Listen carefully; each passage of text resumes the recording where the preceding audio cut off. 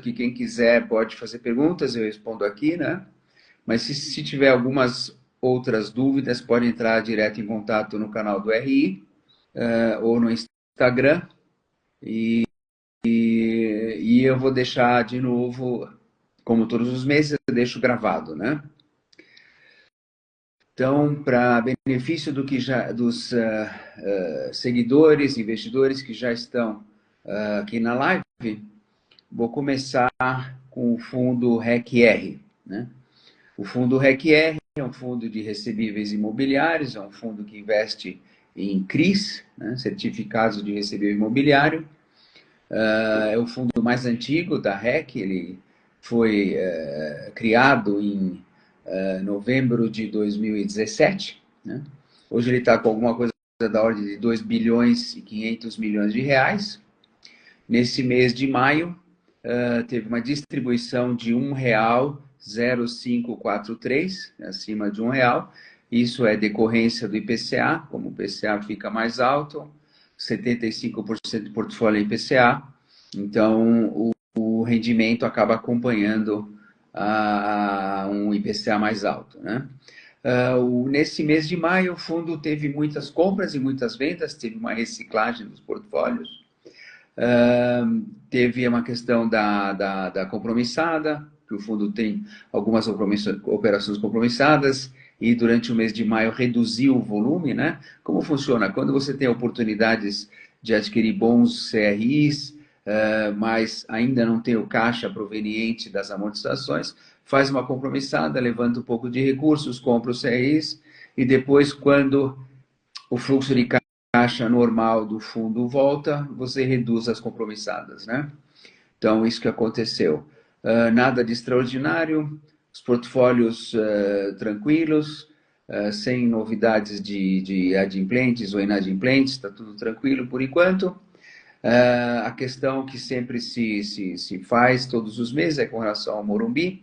Morumbi, continuamos em conversas com potenciais inquilinos, né? Apareceram alguns agora, eu acho que o mercado aqueceu um pouco. Vamos ver se a gente consegue trazer algum inquilino para o imóvel, né? Já tem uma pergunta aqui, deixa eu já ver se é relativo. Ibsen Cunha, né? Já está perguntando com relação ao Matarazzo, né? Eu já vou, Ibsen, daqui a pouco eu respondo. Quando eu for para o RECT, eu respondo. Bom, com relação ao fundo REC-M, que é o fundo multi-estratégia da REC, ele é um hedge fund, né? Ele aplica em CRIs, em fundos, cotas, ações de empresas listadas, pode também entrar em SPE de desenvolvimento.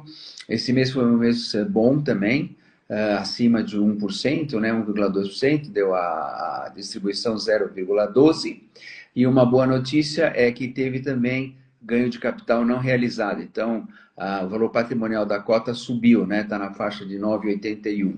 Então, teve uma boa performance com relação aos ativos, mesmo aqueles que não foram realizados ainda, e teve uma boa distribuição. E se segurou um pouco de rendimento para o próximo mês, mas é pouca coisa, só um pequeno ajuste, só uma margem de segurança, porque os fundos, normalmente de hedge funds, eles têm uma volatilidade um pouco maior, né?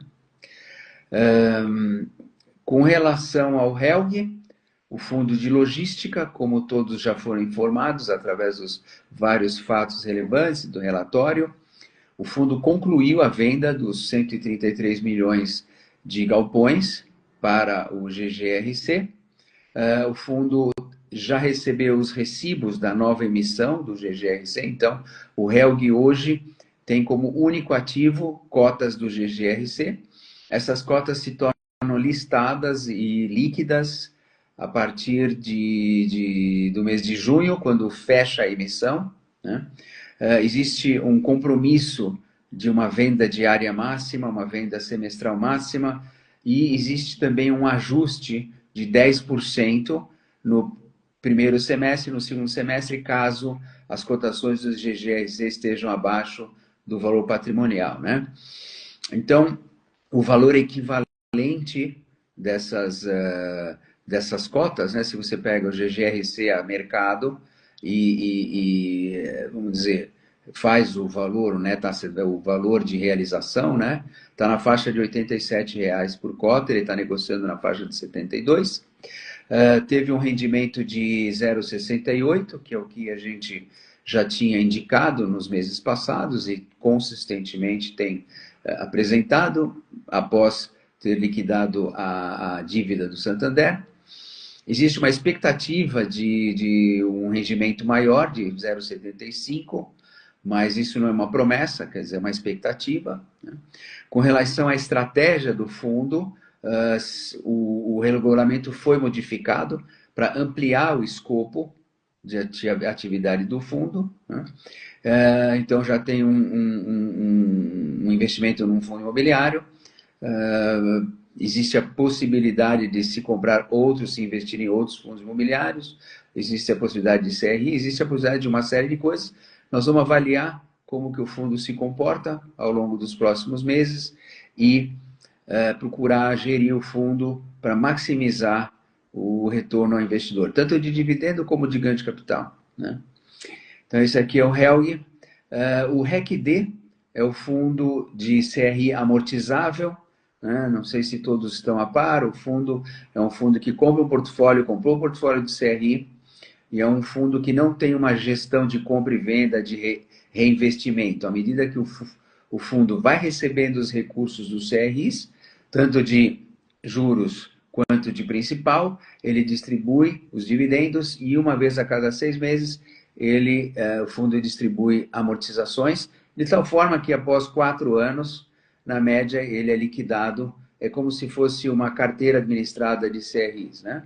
Esse mês deu um resultado de 0,1078, também acima de 1%, né? Então, esse fundo caminha tranquilo, sem grandes novidades, né? Com relação ao RECT, que é o fundo de lajes corporativas, que é o fundo que todo mundo sabe, sofreu muito por causa da pandemia, conseguimos distribuir novamente 37 centavos, né? Os eventos mais importantes dos últimos 40 dias é que, atendendo, vamos dizer, uma solicitação não na íntegra dos investidores, a gestão decidiu prorrogar o recebimento da taxa de gestão inteira, e 50% dessa taxa ela é direcionada a um aumento de dividendo, tanto é que está 0,37, e a outra metade, 50%, é direcionado para uma aceleração do pagamento da dívida, né? A dívida é uma dívida de 178 milhões hoje, ela sofre uma redução de algo da ordem de 4 milhões por ano, aproximadamente. É provável que deste ano para o próximo ano seja uma redução um pouco maior, por força dessa alocação dos recursos da taxa de gestão, né? De novo, só esclarecendo, é muito importante que vocês tenham ciência do fundo, né? A dívida em si, ela não é um problema, né? Por quê? Porque ela tem uma taxa de juros semelhante à remuneração dos aluguéis, né? Então, é 7,5% ao ano, com IPCA, os aluguéis são na faixa de 7 e pouco por cento também sobre o portfólio, né? A grande questão do fundo é a questão dos aluguéis. Aí que está o nosso desafio. Porque se a gente vende um ativo, obviamente nós estamos procurando vender ativos para deixar o fundo um pouco mais leve.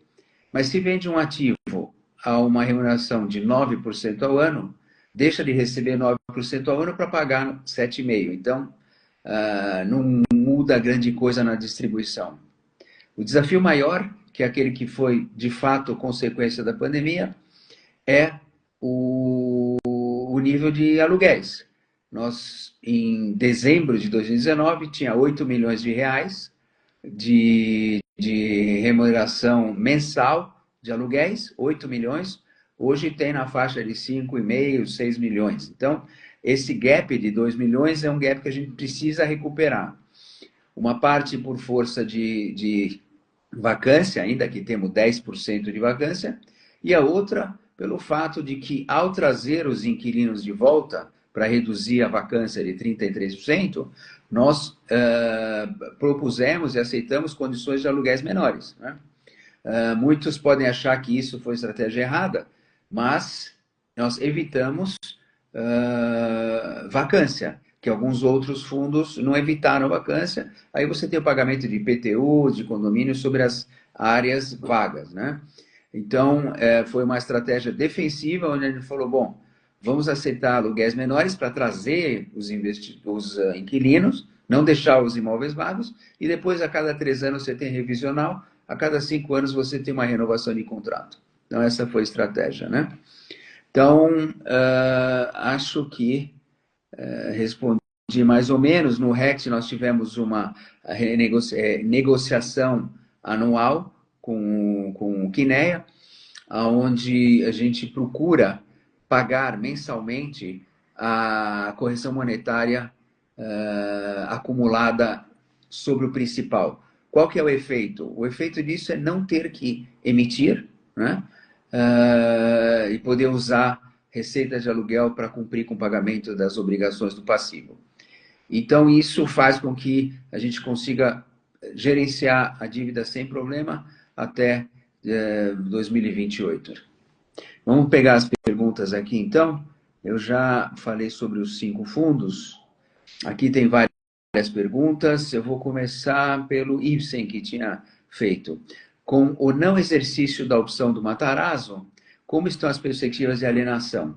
O valor atual estimado é maior ou menor que o preço de exercício da opção atualizado? Bom, nós achamos que o valor, Ibsen, do imóvel, ele está em linha com o valor da opção, tá? Hoje, né? Porque existe um certo nível de aluguel, esse aluguel ele se mantém pelos próximos 5 anos, e fazendo o cap rate, o aluguel sobre o valor do metro quadrado, a gente acha que está em linha, né? Estamos falando com os grandes corretores, né, para ter uma avaliação isenta externa, né? E nós temos 2 caminhos com esse imóvel. Ele é, na realidade, o imóvel mais charmoso e o mais resiliente do portfólio, né? Apesar de que Santos tem se comportado muito bem, Brasília também se comporta muito bem, o nosso grande desafio é na região de Alphaville, que é uma região onde tem uma vacância muito alta, e a maior parte dos usuários de aluguéis, usuários de locações lá, são empresas de CRM, né, de relacionamento com clientes, ou de TI, e esse pessoal, muitos foram para casa e trabalham de home office, né? Então, voltando, o Matarazzo, ele tem um certo, vamos dizer, charme, e ele tem uma certa resiliência, porque ele fica dentro de um complexo onde tem um hotel, tem restaurantes, está inaugurando já, esse final de semana, já tem mais algum evento da Casa Bradesco, dentro do complexo do Matarazzo Varejo, depois vai ter lojas, e depois tem um Soho House. Então, esse é um ecossistema de uso misto, né? Hotel, escritório, lojas, restaurantes, e é um imóvel que, após o término da locação, ele, no 5º ano, ele pode pegar aluguéis maiores, né? E ele, por força disso, é o mais líquido que nós temos. Então, nós temos a opção de conversar com outros gestores de fundos, corretores, e estamos analisando algumas outras alternativas, de eventualmente, inclusive, possibilitar com que os investidores do RECT possam ser investidores diretos nessa propriedade, né? Não posso antecipar muito, porque nós estamos trabalhando no assunto, não é fato relevante, não é, como se fala, informação ao mercado, né? Anúncio ao mercado, nada.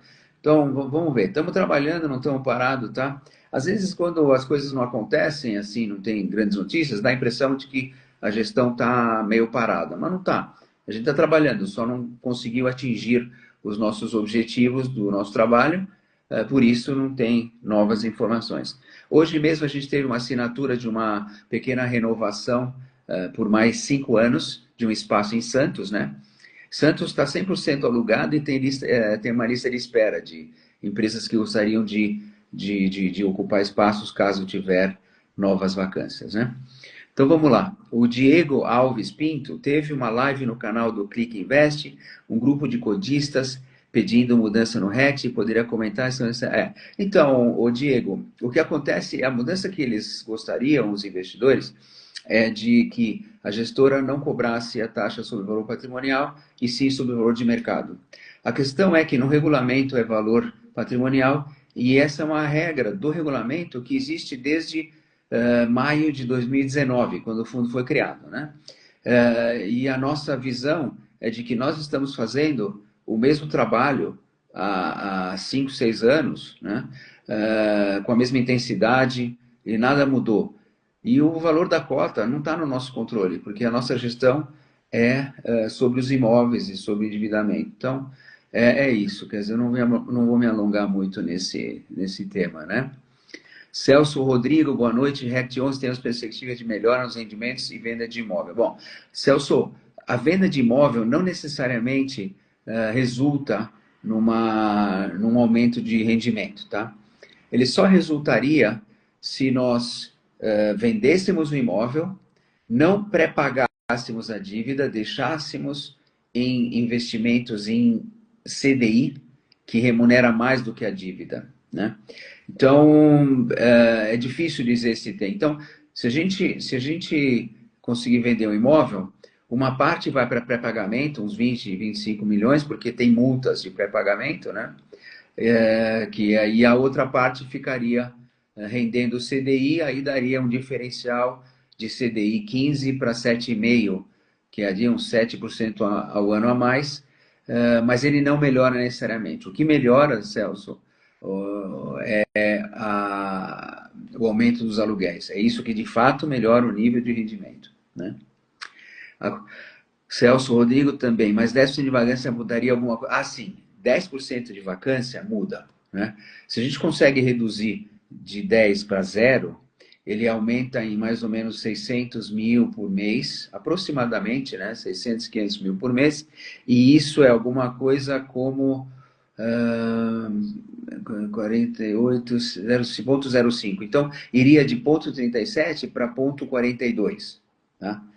Seria essa melhora, tá? Isso de fato acontece, por isso que é o que a gente está focando nesse instante. Aliás, estamos focando em várias coisas, mas isso é o que faz a diferença. Vamos ver se tem mais uma pergunta. Rodrigo M45, boa noite, Moisés. Em relação à mudança da taxa de gestão, em linha com o mercado. Olha, essa questão de linha com o mercado faz determinadas coisas, outros fazem diferente, não existe em linha com o mercado, né? O que existe é o regulamento de cada fundo, com suas nuances, desde que ele foi criado. Os investidores que entram nesse fundo sabem que a regra é essa, né? Então, é isso, Rodrigo. Agora, Rodrigo Celso, novamente, você acha que um dia iremos recuperar o dinheiro investido no RET? Ganharemos o CDI? É difícil dizer, porque nós estamos passando por Nós tivemos pandemia, que afetou muito o fundo, e agora nós temos uma taxa de juros de Selic muito elevada. A taxa de juros do CDI muito elevado, ele deprime os preços dos imóveis, né?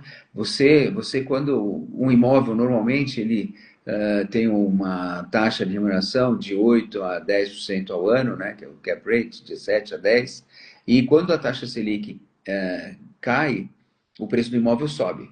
E quando a Selic sobe muito, o preço do imóvel cai e os compradores desaparecem, porque a maior parte dos investidores faz aquela conta. Prefiro ficar 14,75 no CDI do que ganhar 8 ou 9% ao ano em imóvel, né? Então, é difícil dizer isso, Rodrigo. Mas se a taxa de CDI cair, a gente certamente vai ter uma recuperação no valor dos imóveis e potenciais vendas. Deixa eu ver se tem mais alguma coisa. Acho que tem mais umas perguntas aqui. Ok. Rodrigo M45. A exemplo da renovação de aluguel que foi lançado, fato relevante, essa renovação teve reajuste de aluguel para cima, porque, como o senhor falou no início, é que faz rendimento fundo ser baixo, são os aluguéis abaixo do preço. Sim, o que acontece é o seguinte, esses aluguéis que foram renovados, eles, nesse momento, não têm um reajuste, que é um reajuste de uma determinada data, um aniversário. Mas eles têm sofrido IPCA pelo menos, sim. Então, mas nesse caso, essa renovação não teve porque já está em linha com o mercado da região, né? Alguns imóveis estão no mercado, estão no preço de mercado, tá? Os aluguéis. E alguns estão muito abaixo do que seria o potencial. Então, Alphaville está abaixo, Brasília está um pouquinho abaixo, esse vai ganhar preço. Santos já está no preço de mercado, né? Que é o que aconteceu hoje nessa renovação, né? Que foi em Santos. Celso Rodrigo, muito obrigado pela transparência, obrigado Celso Rodrigo pelo apoio, obrigado pelas perguntas, né? Não vou me alongar muito, já estão aqui há algum tempo. E de novo, quer dizer, transparência é o nosso norte, né? A gente tem que dar essa satisfação para os investidores. Os investidores têm um canal aberto conosco, os investidores têm, às vezes, demanda, às vezes, insatisfações, às vezes, existem interpretações erradas que os investidores fazem sobre a gestão, né? Porque, às vezes, o resultado, apesar da gestão estar fazendo os seus melhores esforços, às vezes não depende só da gestão, depende do país, da Selic, do IOF, do Haddad, do Lula, da IPCA. Então, existem muitos dos Estados Unidos, do Trump, das tarifas. Então, existem muitos aspectos macroeconômicos que não estão no controle da gestão. A gestão está fazendo o seu trabalho onde ela pode fazer, que é manutenção dos imóveis, qualidade, compra, aluguéis, diligências, né? Gestão de passivos. Então, a gente tem uma série de elementos, né? E a questão é que muitas vezes os investidores começam a ficar insatisfeitos por causa do resultado, né? E aí vendem, e aí a cota cai, aí ela não sobe, aí o pessoal fala, né, mal do produto e está baixo o rendimento, então, né, mas importante é o investidor ter a ciência de que a gestora está alinhada com os investidores. Nós, os gestores, temos investimento em todos os fundos da casa, né? Então, nós temos, então, a Alegria com REC-R, REC-M está indo super bem, Helg, a gente fez uma mudança de estratégia fantástica, não sei se vocês lembram, a cota estava 45, está a 70, o valor de realização está a 87 do Helg, então, mudança muito grande, né? Obviamente, estou fazendo um pouco de marketing em nosso benefício, porque é preciso também olhar quando as coisas são bem feitas. RET tem seus desafios naturais, né? E REC-D é um produto muito mais tranquilo. Tem mais 3 perguntas, eu vou responder. Depois, deixa eu ver aqui. As novas locações têm sido menores que elas têm sido em linha. Diego Alves Pinto. O que acontece é que ele sobe com o IPCA, né? E as novas locações elas têm sido mantendo o valor da anterior. Ainda a gente não está num ambiente muito pró-proprietário, que a gente consegue levantar muito esses... Mas já o fato de não ter uma redução e simplesmente começar a acompanhar o IPCA já é uma mudança muito grande, porque no passado, em 2021, 2022, quando a gente teve muita vacância, o inquilino fala, escuta, se você não abaixar o aluguel na renovação, eu vou embora. Aí o que você faz? Essa é a decisão muito difícil de gestão. Você fala, tá bom, deixo o inquilino embora, fico lá durão, e aí eu levo 6 meses para alugar, tenho que dar carência para o próximo, tenho que fazer algumas ajustes para acomodar o novo inquilino, ou abaixo um pouco e segura esse inquilino que paga IPTU, paga condomínio, paga um aluguel, né? Então, esse é o equilíbrio da decisão. Muitos de vocês têm imóveis que, né, são alugados, né? Aí, de repente, o inquilino vai embora. O que você faz? É difícil, né? Aí tem depois o custo do corretor para trazer um inquilino novo, tem que fazer uma reforma, IPTU, condomínio, então não são decisões muito simples, né? É por isso que a gente tem um time de gestão que está 100% trabalhando nesse assunto, né? Muitos investidores têm as suas atividades, né? Suas responsabilidades, então às vezes não conseguem cuidar de uma questão de imóvel com aluguel e tal. Por isso que o fundo imobiliário ele facilita o acesso a investimentos grandes, ele facilita a gestão, porque tem um time de gestão 100% do tempo dedicado àquele portfólio, e estão aqui para responder todas as perguntas e dar todas as informações com total transparência. Bom, pessoal, é o seguinte, eu vou encerrar, vou deixar, gravado, né?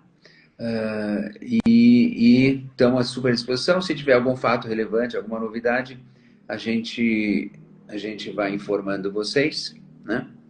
O Pedro Costola aqui diz top, estamos satisfeitos. Obrigado, Pedro. Sempre à disposição.